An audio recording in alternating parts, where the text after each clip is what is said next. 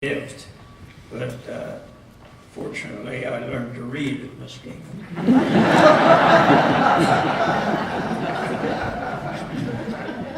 Never ask why. When President Hassler called to tell me I had been named as a recipient of this award, I asked her why. There's a long pause at the other end. A long, embarrassing pause. Finally, I said, Sue, I can't think of anyone less qualified for such an award. Another long pause. Finally, she said, I agree, but it's on my head.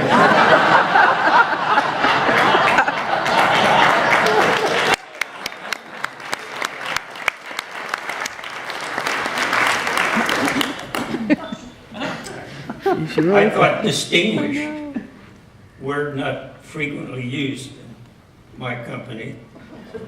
So I looked it up in the dictionary. It said celebrated, famous. I thought, wow. But then, so was Jesse James.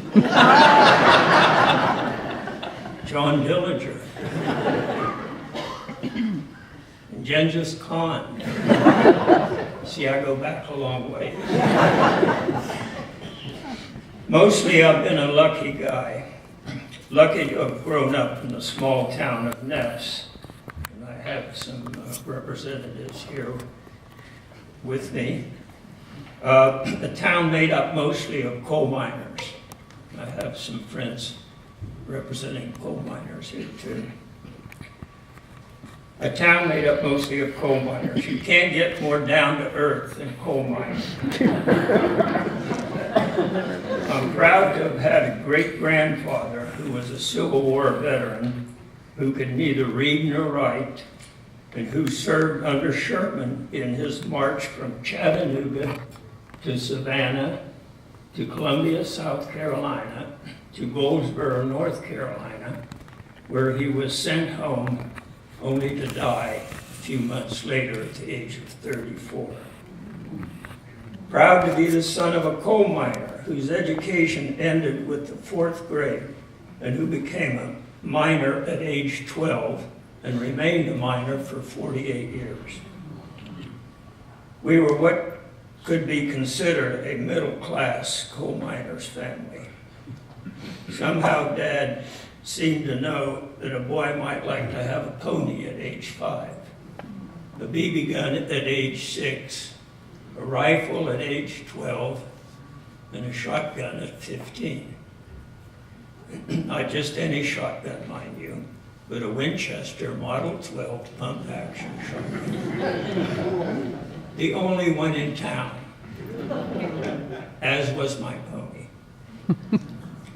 Mom, with a 6th grade education, knew how to balance a budget, put food on the table, sew dresses from feed sacks, and clerk in Grandpa's general store.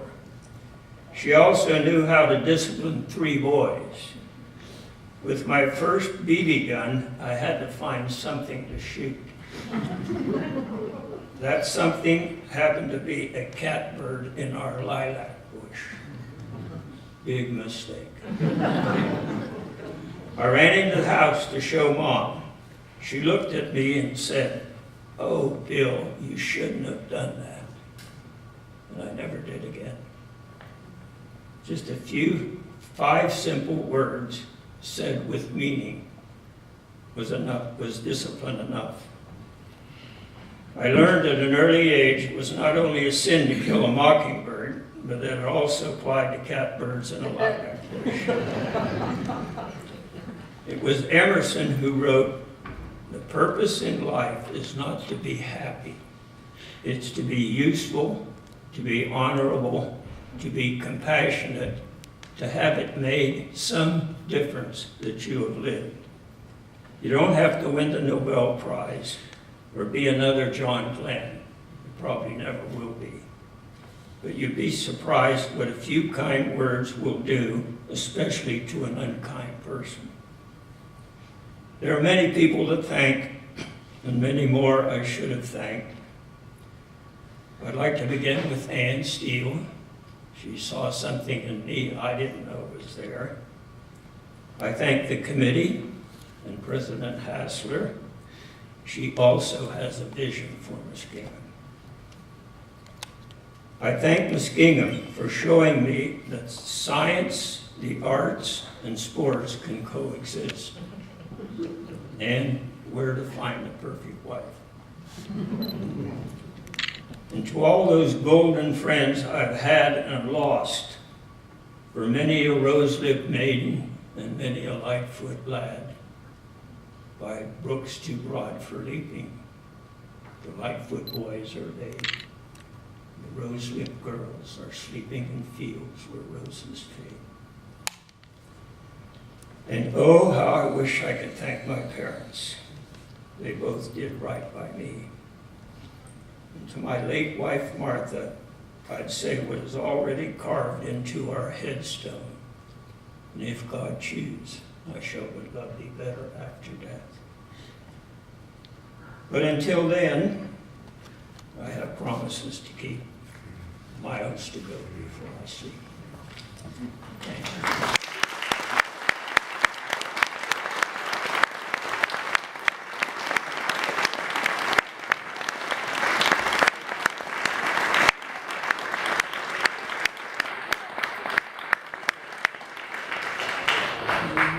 So as you can imagine, actually that long pause was because it was such a long list of things that I was going to say to him before he jumped in with the next question. So, thank you, Bill, and thank you all for your really wonderful and inspiring comments.